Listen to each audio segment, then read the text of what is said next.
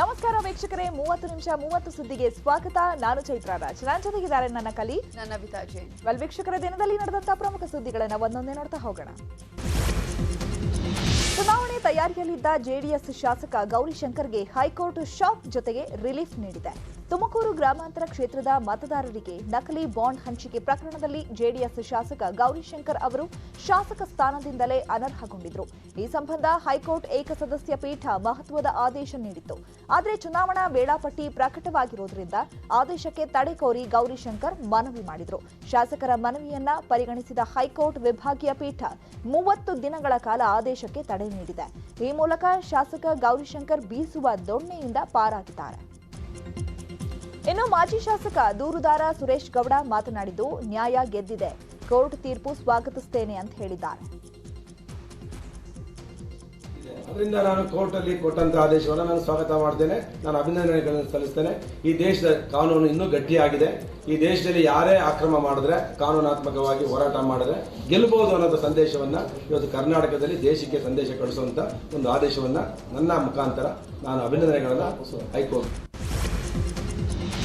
ರಾಜ್ಯ ರಾಜಕೀಯದಲ್ಲಿ ಪಕ್ಷಾಂತರ ಪರ್ವ ಜೋರಾಗಿದೆ. ಇತ್ತೀಚೆಗಷ್ಟೇ ಶಾಸಕ ಸ್ಥಾನಕ್ಕೆ ರಾಜೀನಾಮೆ ಕೊಟ್ಟಿದ್ದ ಗುಬ್ಬಿ ಶ್ರೀನಿವಾಸ್ ಅಧಿಕೃತವಾಗಿ ಕಾಂಗ್ರೆಸ್ ಸೇರ್ಪಡೆಯಾಗಿದ್ದಾರೆ.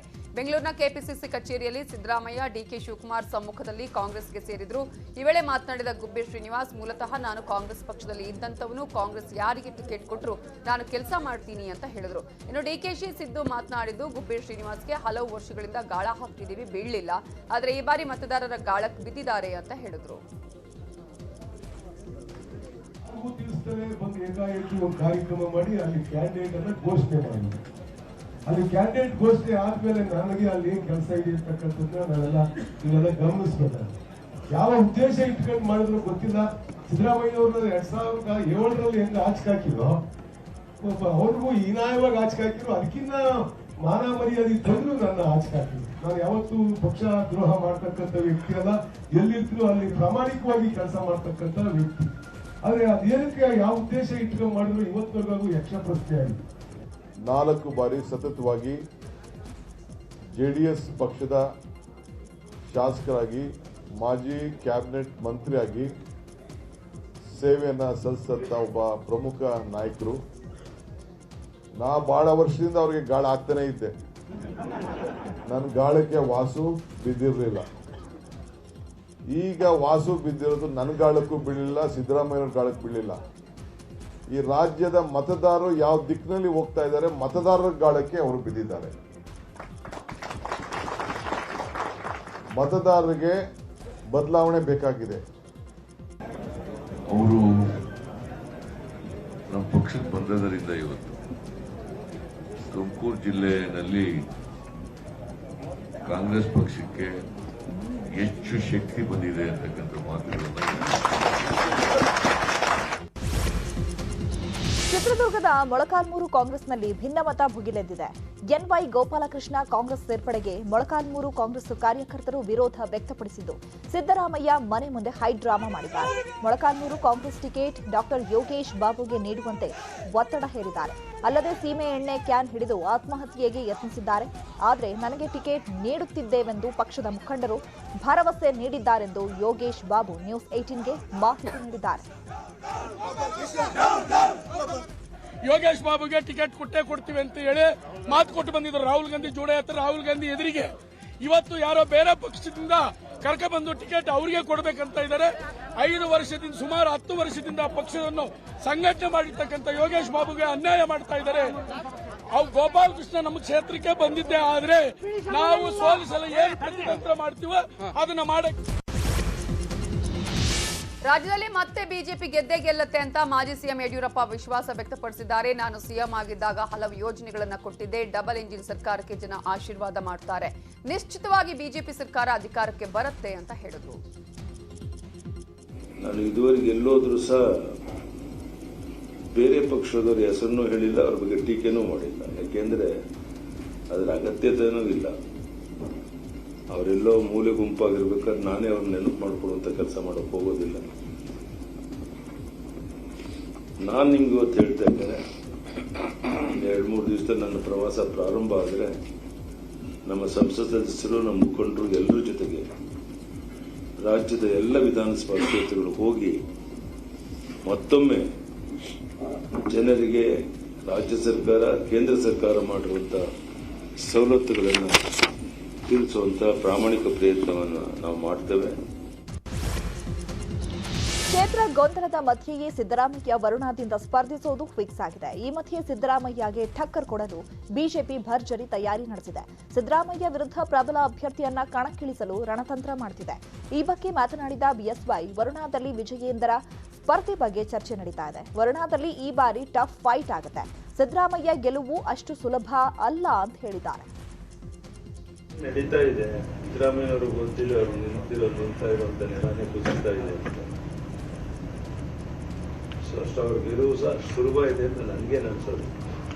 ಸರಿಯಾದ ಕ್ಯಾಂಡಿಡೇಟ್ ಆಗ್ತೀವಿ, ಟಫ್ ಫೈಟ್ ಕೊಡ್ತೀವಿ, ನೋಡೋಣ ಏನಾಗುತ್ತೆ. ಅದನ್ನ ತೀರ್ಮಾನ ನಮ್ಮ. ಇನ್ನು ಯಡಿಯೂರಪ್ಪ ಹೇಳಿಕೆಗೆ ಡಿಕೆಶಿ ಹಾಗೂ ಸಿದ್ದರಾಮಯ್ಯ ರಿಯಾಕ್ಟ್ ಮಾಡಿದ್ದಾರೆ. ನನ್ನ ವಿರುದ್ಧ ಯಾರು ಬೇಕಾದರೂ ನಿಲ್ಲಲಿ ಅಂತ ಸಿದ್ದು ಹೇಳಿದ್ರೆ, ಬಿಎಸ್ವೈ ಸ್ಪರ್ಧಿಸಲಿ ಅಂತ ಡಿಕೆಶಿ ಟಾಂಗ್ ಕೊಟ್ಟಿದ್ದಾರೆ.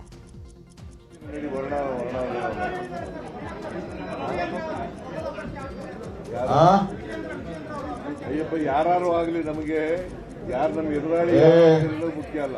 ಯಡಿಯೂರಪ್ಪನವರೇ ಆಗ್ಲಿ, ಅವ್ರಿಗೆ ಸ್ವಾಗತ ಮಾಡ್ತೀವಿ. ಕಾಂಗ್ರೆಸ್ನ ಹಿರಿಯ ನಾಯಕ ಆರ್.ವಿ. ದೇಶಪಾಂಡೆಗೆ ಶಿಷ್ಯನೇ ಟಕ್ಕರ್ ಕೊಡೋದಕ್ಕೆ ಮುಂದಾಗಿದ್ದಾರೆ. ಉತ್ತರ ಕನ್ನಡ ಜಿಲ್ಲೆಯ ಹಳಿಯಾಳ ಜೋಯಿಡಾ ಕ್ಷೇತ್ರದಿಂದ ಈಗಾಗಲೇ ಆರ್.ವಿ. ದೇಶಪಾಂಡೆಗೆ ಕಾಂಗ್ರೆಸ್ ಟಿಕೆಟ್ ಘೋಷಿಸಿದೆ. ದೇಶಪಾಂಡೆ ವಿರುದ್ಧ ಶಿಷ್ಯ ಎಸ್ಎಲ್ ಘೋಟ್ನೇಕರ್ ಜೆಡಿಎಸ್ನಿಂದ ಕಣಕ್ಕಿಳಿಯಲು ಸಜ್ಜಾಗಿದ್ದಾರೆ. ಗುರು ಶಿಷ್ಯ ಕಾಳಗದಲ್ಲಿ ಕಾಂಗ್ರೆಸ್ನಲ್ಲಿ ಮತ ವಿಭಜನೆಯಾಗುವ ಆತಂಕ ಸೃಷ್ಟಿಯಾಗಿದೆ. ಮತ ವಿಭಜನೆಯನ್ನ ಬಿಜೆಪಿ ಲಾಭವಾಗಿ ಪಡೆಯಲು ಮುಂದಾಗಿದೆ. ನಾಗಮಂಗಲ ಬಿಜೆಪಿ ಟಿಕೆಟ್ಗಾಗಿ ಭಾರಿ ಪೈಪೋಟಿ ಏರ್ಪಟ್ಟಿದೆ. ರೌಡಿ ಶೀಟರ್ ಫೈಟ್ ರವಿ ಹಾಗೂ ಎಲ್ಆರ್ ಶಿವರಾಮೇಗೌಡ ನಡುವೆ ಫೈಟ್ ಜೋರಾಗಿದೆ. ನಾಗಮಂಗಲದಲ್ಲಿ ಟಿಕೆಟ್ಗಾಗಿ ಫೈಟರ್ ರವಿ ಪಟ್ಟು ಹಿಡಿದಿದ್ದಾರಂತೆ. ಟಿಕೆಟ್ ಸಿಗುವ ಭರವಸೆಯಲ್ಲಿ ಕ್ಷೇತ್ರದಲ್ಲೂ ಫೈಟರ್ ರವಿ ಸಕ್ರಿಯವಾಗಿದ್ರು. ಆದರೆ ಫೈಟರ್ ರವಿಗೆ ಟಿಕೆಟ್ ಕೊಡಲು ಬಿಜೆಪಿ ಹಿಂದೇಟು ಹಾಕ್ತಾ ಇದೆಯಂತೆ. ಈಗಾಗಲೇ ಮೋದಿ ಜೊತೆಗಿನ ಫೈಟರ್ ರವಿ ಫೋಟೋ ವೈರಲ್ನಿಂದ ಬಿಜೆಪಿ ಮುಜುಗರಕ್ಕೆ ಒಳಗಾಗಿದೆ. ಹೀಗಾಗಿ ಫೈಟರ್ ರವಿ ಬದಲು ಶಿವರಾಮೇಗೌಡಗೆ ಟಿಕೆಟ್ ಕೊಡಲು ಪ್ಲಾನ್ ಮಾಡಿದೆಯಂತೆ. ನಿನ್ನೆ ಸಿಎಂ ಬೊಮ್ಮಾಯಿ ಭೇಟಿ ಮಾಡಿದ್ದ ಎಲ್ಆರ್ ಶಿವರಾಮೇಗೌಡ ಚರ್ಚಿಸಿದ್ದಾರಂತೆ. ಚುನಾವಣೆ ಘೋಷಣೆಯಾಗ್ತಿದ್ದಂತೆ ಚಾಮರಾಜನಗರ ಜಿಲ್ಲೆಯಲ್ಲಿ ರಾಜಕೀಯ ಚಟುವಟಿಕೆ ಗರಿಗೆದರಿದೆ. ಚಾಮರಾಜನಗರ ಕ್ಷೇತ್ರದ ಬಿಜೆಪಿ ಟಿಕೆಟ್ ಆಕಾಂಕ್ಷಿಯಾಗಿರೋ ಕೆಆರ್ಐಟಿಎಲ್ ಅಧ್ಯಕ್ಷ ರುದ್ರೇಶ್ ಸಂಸದ ವೆ ಶ್ರೀನಿವಾಸ್ ಪ್ರಸಾದ್ ಅವರನ್ನ ಭೇಟಿಯಾಗಿ ಚರ್ಚಿಸಿದ್ದಾರೆ. ಚಾಮರಾಜನಗರ ಜಿಲ್ಲೆಯಲ್ಲಿ ತನ್ನದೇ ಹಿಡಿತ ಹೊಂದಿರುವ ಶ್ರೀನಿವಾಸ್ ಪ್ರಸಾದ್ ಅವರನ್ನ ಭೇಟಿಯಾಗಿ ವಿಜೇಂದ್ರ ಆಪ್ತರಾಗಿರೋ ರುದ್ರೇಶ್ ಬೆಂಬಲ ಕೋರಿದ್ದಾರೆ. ಈ ವೇಳೆ ಶ್ರೀನಿವಾಸ್ ಪ್ರಸಾದ್ ಸಕಾರಾತ್ಮಕವಾಗಿ ಸ್ಪಂದಿಸಿದ್ದಾರಂತೆ. ಸದ್ಯ ಚಾಮರಾಜನಗರ ಕ್ಷೇತ್ರದ ಮೇಲೆ ಸಚಿವ ವಿ ಸೋಮಣ್ಣ ಕಣ್ಣಿಟ್ಟಿದ್ದಾರೆ. ಎಲೆಕ್ಷನ್ ಘೋಷಣೆ ಆಗ್ತಿದ್ದಂತೆ ಟಿಕೆಟ್ ಆಕಾಂಕ್ಷಿಗಳಲ್ಲಿ ಟೆನ್ಷನ್ ಶುರುವಾಗಿದೆ. ಅಥಣಿ ಟಿಕೆಟ್ಗೆ ಲಕ್ಷ್ಮಣ ಸವದಿ ವರ್ಸಸ್ ಮಹೇಶ್ ಕುಮಟಳ್ಳಿ ಮಧ್ಯೆ ಫೈಟ್ ನಡೀತಾ ಇದೆ. ಕುಮಟಳ್ಳಿಗೆ ಟಿಕೆಟ್ ಕೊಡಿಸಲು ರಮೇಶ್ ಜಾರಕಿಹೊಳಿ ಪಟ್ಟು ಹಿಡಿದಿದ್ದಾರೆ. ಇತ್ತ ಅಥಣಿಯಲ್ಲಿ ಲಕ್ಷ್ಮಣ ಸವದಿ ಬೆಂಬಲಿಗರೊಂದಿಗೆ ಸಭೆ ಮೇಲೆ ಸಭೆ ಮಾಡಿ ಟಿಕೆಟ್ಗಾಗಿ ಕಾರ್ಯಕರ್ತರ ಮೂಲಕ ಒತ್ತಡ ಹೇರುವ ತಂತ್ರ ಮಾಡ್ತಿದ್ದಾರೆ. ಜಾರಕಿಹೊಳಿ ಹಾಗೂ ಸವದಿ ಇಬ್ಬರ ಮುನಿಸು ಶಮನಕ್ಕೆ ಬಸನಗೌಡ ಪಾಟೀಲ್ ಯತ್ನಾಳ್ ಎಂಟ್ರಿ ಕೊಟ್ಟಿದ್ದಾರೆ. ಚಿಕ್ಕೋಡಿ ವಿಭಾಗದ ಟಿಕೆಟ್ ಹಂಚಿಕೆ ಬಗ್ಗೆ ಅಭಿಪ್ರಾಯ ಸಂಗ್ರಹ ಮಾಡಲು ಹೈಕಮಾಂಡ್ ಯತ್ನಾಳ್ಗೆ ಸೂಚನೆ ನೀಡಿದೆಯಂತೆ. ಚಿಕ್ಕೋಡಿ ಜಿಲ್ಲೆ ನಮ್ಮ ಪಕ್ಷದ ಪ್ರಕಾರ 2 ಜಿಲ್ಲೆ ಮಾಡಿದ್ವಿ ನಾವು, ಬೆಳಗಾವಿ ಮತ್ತು ಚಿಕ್ಕೋಡಿ ಜಿಲ್ಲೆ ಎಲ್ಲ ವಿಧಾನಸಭಾ ಕ್ಷೇತ್ರದ ಒಂದು ಅಭಿಪ್ರಾಯ ಸಂಗ್ರಹಕ್ಕೆ ನಿರ್ಮಲ್ ಕುಮಾರ್ ಸೋರಣ್ಣವರು ನಾನು ಹೋಗ್ತಾ ಇದ್ದೀವಿ. ಎಲ್ಲ ಕಡೆನೂ ಈ ರೀತಿ ನಮ್ಮ ಪಕ್ಷದಿಂದ ಎಲ್ಲ ಜಿಲ್ಲೆಯಲ್ಲಿನೂ ಇಬ್ಬಿಬ್ಬರು ಚುನಾವಣೆ ಯಾರು ಅಭ್ಯರ್ಥಿ ಮಾಡಬೇಕು, ಕಾರ್ಯಕರ್ತರ ಅಭಿಪ್ರಾಯನೂ ಜನರ ಅಭಿಪ್ರಾಯನೂ ಸಂಗ್ರಹ ಮಾಡಿ ಆದಷ್ಟು ಬೇಗನೆ ನಮ್ಮ ಪಕ್ಷದಿಂದ ಚುನಾವಣೆ ಅಭ್ಯರ್ಥಿಗಳು ಘೋಷಣೆ ಮಾಡ್ತಾರೆ. ಚಿಕ್ಕೋಡಿ ಭಾಗ ಚುನಾವಣೆ ಘೋಷಣೆ ಬಳಿಕ ರಾಜ್ಯದಲ್ಲಿ ಅಕ್ರಮ ಹಣ ಸಾಗಾಟ ಹೆಚ್ಚಾಗ್ತಿದೆ. ದಾಖಲಾತಿ ಇಲ್ಲದೆ ಸಾಗಿಸ್ತಾ ಇದ್ದ 70 ಲಕ್ಷ ಹಣವನ್ನು ಬೆಳಗಾವಿ ಜಿಲ್ಲೆಯ ಕಾಗವಾಡದಲ್ಲಿ ವಶಕ್ಕೆ ಪಡೆಯಲಾಗಿದೆ. ಇನ್ನು ರಾಮನಗರದ ಕೋಲೂರು ಚೆಕ್ ಪೋಸ್ಟ್ನಲ್ಲಿ ದಾಖಲೆ ಇಲ್ಲದ 975 ಅಕ್ಕಿ ಮೂಟೆಯನ್ನ ಪೊಲೀಸರು ವಶಕ್ಕೆ ಪಡೆದಿದ್ದಾರೆ. ಬೆಂಗಳೂರಿನ ಕಾಳಸಂತೆಯಲ್ಲಿ ಮಾರೋದಕ್ಕೆ ಸಾಗಿಸ್ತಾ ಇದ್ದೇನೆ ಅಂತ ಹೇಳಿದ ಕಂಟೈನರ್ ಚಾಲಕ ಬಳಿಕ ಎಸ್ಕೇಪ್ ಆಗಿದ್ದಾನೆ. ತಟ್ಟಕೆರೆ ಚೆಕ್ ಪೋಸ್ಟ್ನಲ್ಲಿ 2 ಲಕ್ಷ ಹಣವನ್ನ ಸೀಸ್ ಮಾಡಲಾಗಿದೆ. ಗದಗದ ಮುಂಡರಗಿ ಪೊಲೀಸರು ಭರ್ಜರಿ ಕಾರ್ಯಾಚರಣೆ ನಡೆಸಿದ್ದು Modi mask, 100 T shirt, 1000 badge, 120 stickers, 80 ಶಾಲ್ಗಳು, ಬಿಜೆಪಿ ಭರವಸೆ ಸ್ಟಿಕ್ಕರ್ಗಳನ್ನು ಜಪ್ತಿ ಮಾಡಲಾಗಿದೆ. ಚುನಾವಣಾ ನೀತಿ ಸಂಹಿತೆ ಜಾರಿ ಹಿನ್ನೆಲೆಯಲ್ಲಿ ಬೆಂಗಳೂರಲ್ಲಿ ಚೆಕಿಂಗ್ ಜಾಸ್ತಿಯಾಗಿದ್ದು ಮಂಡ್ಯದ 4 ದಿಕ್ಕುಗಳಲ್ಲೂ ಸರ್ಪಗಾವಲು ಹಾಕಲಾಗಿದೆ.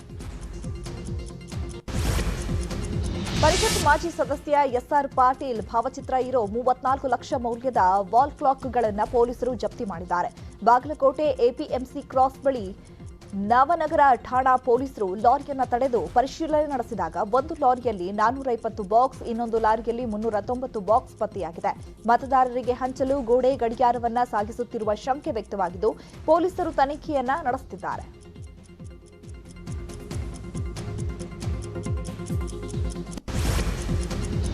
ಮತದಾರರಿಗೆ ಆಮಿಷ ಒಡ್ಡಿ ಗಿಫ್ಟ್ ಹಂಚುತ್ತಾ ಇದ್ದ ಆರೋಪದಡಿ ದಾವಣಗೆರೆಯ ಶಾಮನೂರು ಫ್ಯಾಮಿಲಿಗೆ ಸಂಕಷ್ಟ ಎದುರಾಗಿದೆ. ಚುನಾವಣಾ ನೀತಿ ಸಂಹಿತೆ ಜಾರಿಯಾಗಿದೆ. ಹೀಗಿದ್ರೂ ಕೂಡ ಮತದಾರರಿಗೆ ಆಮಿಷ ಒಡ್ಡಿ ಗಿಫ್ಟ್ ಹಂಚುತ್ತಾ ಇದ್ದ ಆರೋಪದಡಿ ಶಾಸಕ ಶಾಮನೂರು ಶಿವಶಂಕರಪ್ಪ ಪುತ್ರ ಮಲ್ಲಿಕಾರ್ಜುನ್ ವಿರುದ್ಧ ಎಫ್ಐಆರ್ ದಾಖಲಾಗಿದೆ. ಎಸ್ಎಸ್ಎಂ ಅಭಿಮಾನಿ ಬಳಗದ ಹೆಸರಲ್ಲಿ ಜನರಿಗೆ ಗಿಫ್ಟ್ ಹಂಚುತ್ತಾ ಇದ್ರು. ಈ ವೇಳೆ ಪೊಲೀಸರು ದಾಳಿ ಮಾಡಿದ್ದು ವಸ್ತುಗಳನ್ನು ವಶಪಡಿಸಿಕೊಂಡಿದ್ದಾರೆ. ಈ ಸಂಬಂಧ ದಾವಣಗೆರೆಯ ಕೆಟಿಜೆ ನಗರದ ಠಾಣೆಯಲ್ಲಿ ಎಫ್ಐಆರ್ ದಾಖಲಾಗಿದೆ. ರಾಜ್ಯ ಬಿಜೆಪಿಗೆ ಒಳ ಮೀಸಲಾತಿ ಬಿಸಿ ತುಪ್ಪವಾಗಿದೆ. ಬಾಗಲಕೋಟೆಯಲ್ಲಿ ಒಳ ಮೀಸಲಾತಿ ವಿರೋಧಿಸಿ ಬಂಜಾರ ಸಮುದಾಯದವರು ಪ್ರತಿಭಟನೆ ಮಾಡಿದ್ದಾರೆ. ಬಾಗಲಕೋಟೆ ಜಿಲ್ಲೆಯಲ್ಲಿ 48 ತಾಂಡಾಗಳಿವೆ. ಒಟ್ಟು 45ರಿಂದ 50 ಸಾವಿರ ಬಂಜಾರ ಮತದಾರರಿದ್ದಾರೆ. ಬಿಜೆಪಿಗೆ ಮತ ಹಾಕದಂತೆ ಸಭೆಗಳ ಮೇಲೆ ಸಭೆ ಮಾಡುತ್ತಿದ್ದಾರೆ. ಅಲ್ಲದೆ ಬಿಜೆಪಿಯ ನಾಯಕರಿಗೆ ಗ್ರಾಮಗಳಿಗೆ ಪ್ರವೇಶವಿಲ್ಲವೆಂದು ಬ್ಯಾನರ್ ಹಾಕಿ ಆಕ್ರೋಶವನ್ನು ವ್ಯಕ್ತಪಡಿಸುತ್ತಿದ್ದಾರೆ.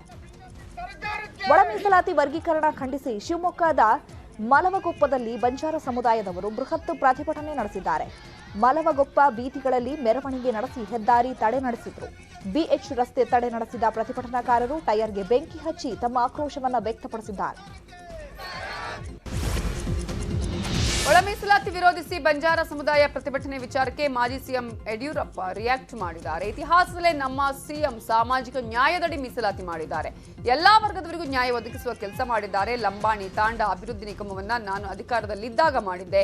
ಒಳ ಮೀಸಲಾತಿ ವರ್ಗೀಕರಣದಲ್ಲಿ ಯಾರಿಗೂ ಅನ್ಯಾಯ ಆಗಲ್ಲ ಅಂತ ಹೇಳಿದ್ರು.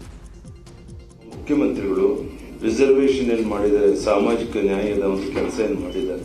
ಲಿಂಗಾಯತರಿಗೆ 7%, ಒಕ್ಕಲಿಗರಿಗೆ 6%, ಎಸ್ಸಿ ಲೆಫ್ಟ್ಗೆ 6%, ಎಸ್ಸಿ ರೈಟ್ಗೆ 5.5%, ಬೋವಿ ಬಂಜಾರ ಇತರೆ ಸಮಾಜಕ್ಕೆ 4.5%,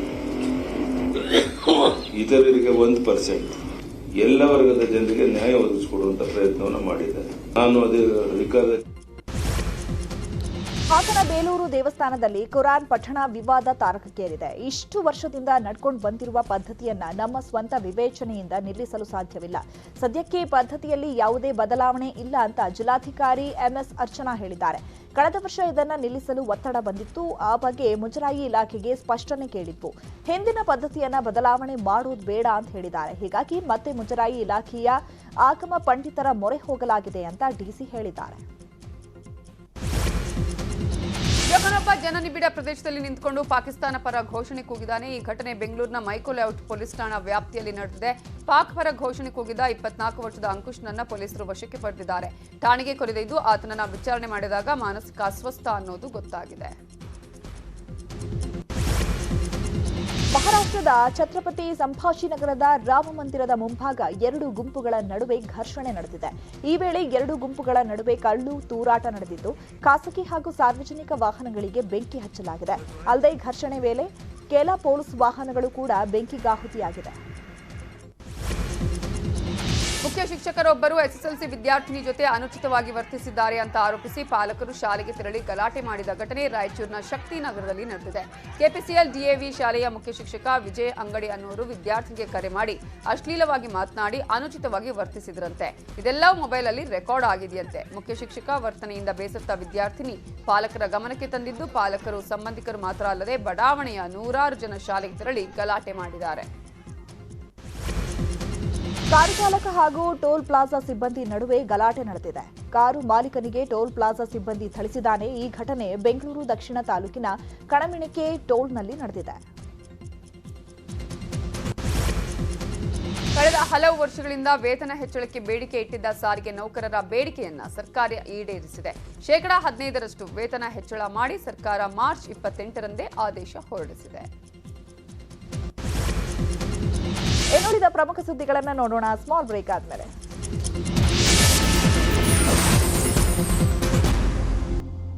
ವೆಲ್ಕಮ್ ಬ್ಯಾಕ್. ಇನ್ನುಳಿದ ಪ್ರಮುಖ ಸುದ್ದಿಯನ್ನು ಕ್ವಿಕ್ ಆಗಿ ನೋಡ್ತಾ ಹೋಗೋಣ. ದೈವನರ್ತನ ಮಾಡ್ತಾ ಇರುವಾಗಲೇ ದೈವನರ್ತಕ ಕುಸಿದು ಬಿದ್ದು ಸಾವನ್ನಪ್ಪಿರುವ ಘಟನೆ ಪುತ್ತೂರಿನಲ್ಲಿ ನಡೆದಿದೆ. ಇಡಿಯಟ್ ಕಾನುವಲ್ಲಿ ನಡೆದ ದೈವಕೋಲದಲ್ಲಿ ಎಡಮಂಗಲದ ಕಾಂತು ದೈವನರ್ತನ ಮಾಡ್ತಾ ಇದ್ರು. ಏಕಾಏಕಿ ಹೃದಯ ಸ್ತಂಭನದಿಂದ ಕಾಂತು ಮೃತಪಟ್ಟಿದ್ದಾರೆ. ನಾಡಿನೆಲ್ಲೆಡೆ ಶ್ರೀರಾಮನವಮಿ ಸಂಭ್ರಮ ಮನೆ ಮಾಡಿದೆ. ರಾಜಾಜಿನಗರದ ರಾಮಮಂದಿರದಲ್ಲಿ ರಾಮನವಮಿ ಪ್ರಯುಕ್ತ ಬ್ರಹ್ಮ ರಥೋತ್ಸವ ಅದ್ದೂರಿಯಾಗಿ ನಡೆಯಿತು. ಇನ್ನು ಒಡಿಶಾ ಹರಿದ್ವಾರದಲ್ಲೂ ರಾಮನವಮಿ ಹಬ್ಬದ ಸಂಭ್ರಮ ಕಳೆಗಟ್ಟಿದೆ.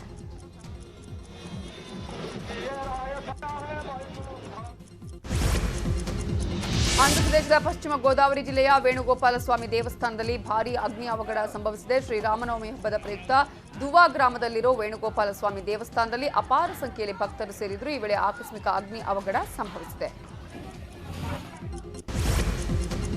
ಹನುಮ ಭಕ್ತನೋರ್ವ 101 ಕೆಜಿಯ ಜೋಳದ ಚೀಲ ಹೊತ್ತು ಕೊಪ್ಪಳ ಜಿಲ್ಲೆಯ ಅಂಜನಾದ್ರಿ ಬೆಟ್ಟ ಹತ್ತಿದ್ದಾನೆ. 46 ವರ್ಷದ ರಾಯಪ್ಪ ದಪೇದಾರ್ ಎಂಬಾತ 1 ಗಂಟೆ 10 ನಿಮಿಷದಲ್ಲಿ 575 ಮೆಟ್ಟಿಲು ಏರಿದ್ದಾನೆ.